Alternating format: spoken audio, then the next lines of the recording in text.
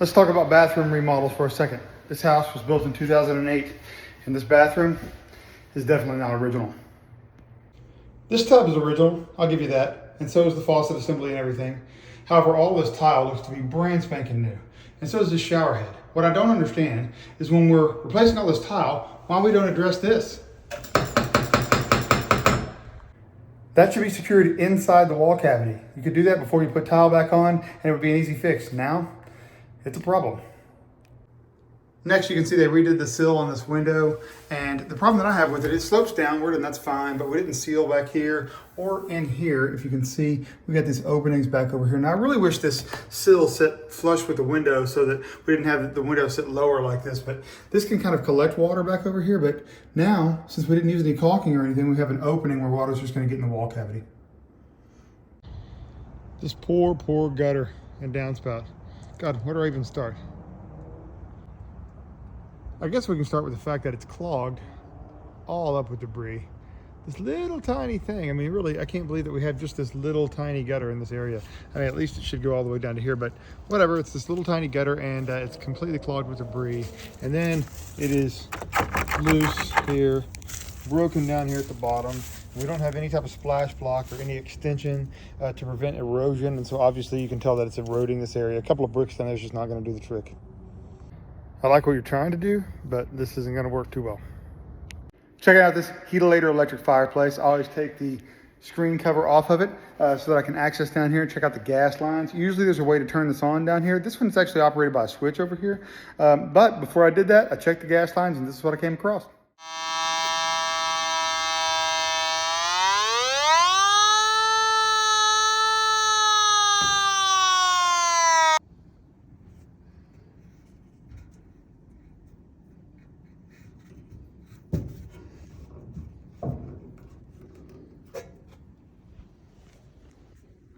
With this issue going on, I'm not going to be running this gas fireplace today. It's not safe. So I shut the valve off, and that way they can come out here and fix this, and they can test it before the buyer moves in. Look at this. New construction. We got a furnace here, gas-fired furnace. You got the flue right here. I want you to notice on the vent right here what it says, okay? It says a minimum 1 inch of clearance to combustibles. Combustible. Stuff that'll burn. Wood. Wood is a combustible material. Now look at this. Furnace flue, the same one. We have strapped it in direct contact with wood framing. If you do this for a living and you think this is okay, you may want to consider another job. This is not okay.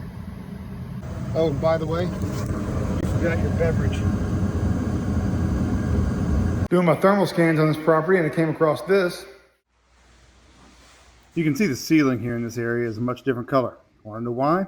Because it's much cooler. This usually indicates missing insulation. Let's go in the attic. As we pop in the attic, it looks okay at first. I mean, something looks a little disheveled. But as we get further back over here and look in that area, we can see that we're missing quite a bit of insulation in the exact same pattern that we saw with the thermal camera. Proud moment here. So proud.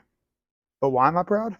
Because when I arrived on this property today, the homeowner told me that she came out here herself during the winter before it froze and covered and drained her backflow preventer for her sprinkler system. And she told me she came out here about a week or so ago and uncovered it and turned it all on just to make sure everything was okay. And it's all fine. It's all good. There's no cracks. There's no leaks. I said, well, where did you learn to drain and cover your backflow preventer? She said, from your videos. She must have done a really good job too, because look, there is no leaks. Everything's back on. There's no leaks. There's no cracks. I can't feel anything. I can't see anything. She's in good shape. She doesn't have to spend any money repairing this. This is why I make that style of video, is to try to train people on how to do this so they don't have to spend their money making these repairs. She followed my advice, and sure enough, she's good to go. I've already seen several of these this year that did not exactly follow my advice, and they're now busted, and they're going to have to be replaced. But this one right here did exactly what I told her to do, and she is good. So I'm super proud. I'm proud to put out that video and help you folks. Really glad of her for taking care of this.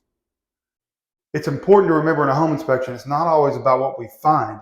Sometimes it's about what we don't find. Check this out. So clearly I am in a bathroom, right? Okay, do you see anything missing?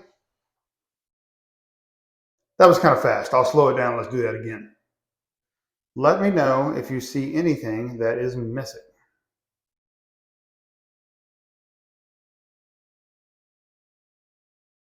All right, hopefully some of y'all got it. Let me know if you did, but what's missing is an electrical receptacle next to this sink. The code requires an electrical receptacle within 3 feet of each sink basin. It can be on the wall or it can be on the cabinet, but you can see we don't have one for this sink right here. They don't want you plugging in your hairdryer over here and draping it across the sink in order to use it. This is not an old house. This is not a remodeled house. This is a brand new built house. And obviously this was missed. So hopefully now that I've found it, they'll come through here and fix this because it is not in code compliance right now.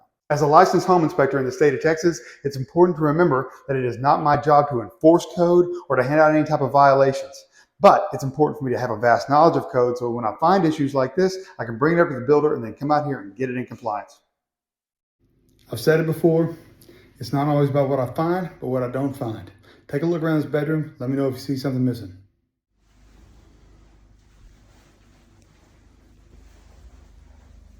You see anything? See anything missing? What about now? You see something missing now? Yep, they drywalled over the air supply to this bedroom. This is why you need to get your new construction house inspected. Nobody noticed this. No idea why. Yep, I got fancy tools, but I didn't use this to find it. I mean, I used it to locate it, but I walked in here and didn't see air supply. It's elementary. Just use your eyes and your brain. I'm in the attic of a new construction house right now. Take a look with me and see what we got going on here. First up, this water heater. It's a Rheem 2023, but you can see the flue here is not installed properly at all. We got a complete separation going on here, and this is not secured in place. And so this is going to allow carbon monoxide to enter the attic space.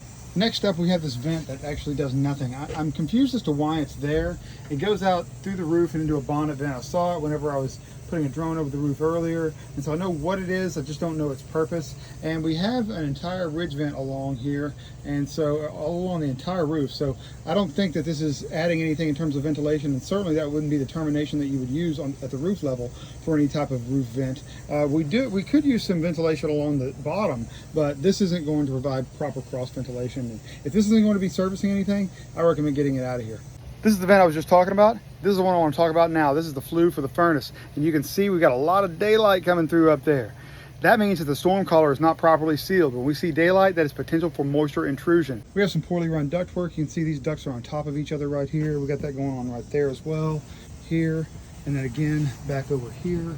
This can create condensation to build up in between the ducts, and it can literally cause condensation to drip onto the ceiling. These ducts should be suspended in a way that provides 1.5 inches of clearance between the two ducts. If we can't achieve that, like today, then they're fine to throw some bad insulation in between there and just keep those separated a little bit. I'm looking at a house right now, a new house with stucco exterior here. Now, it's important for you to know that stucco and moisture are mortal enemies, okay? It's very important to keep moisture out of your stucco, so everything really needs to be flashed and sealed properly. And everything looked pretty good until I got over here to these windows. Now check this out. These 3 windows, I'm up here on this upper section here. These 3 windows didn't get any sealant around them at all, not anywhere. And that's going around all 3 of them. Some areas are wider than others. Yeah, it's not quite as wide. It's got stucco in there, but that's certainly not going to keep moisture out. And I can't see, the crack's not big enough between the window frame and the stucco exterior here for me to see if it is properly flashed in there or not. But it sure doesn't look like it, and I know we haven't done anything to seal it. Stucco is just not a great choice for exterior in my area. We get entirely too much moisture in the form of rain or humidity, and if this hasn't been taken care of like perfectly on the inside of this wall, it's going to leak. And honestly, if it hasn't been taken care of on the outside, I don't trust that it's been taken care of on the inside either. Those are the windows we were just looking at, and here are some other ones, and you can see that these actually have been sealed. This is what it's supposed to look like. Sealant all the way around.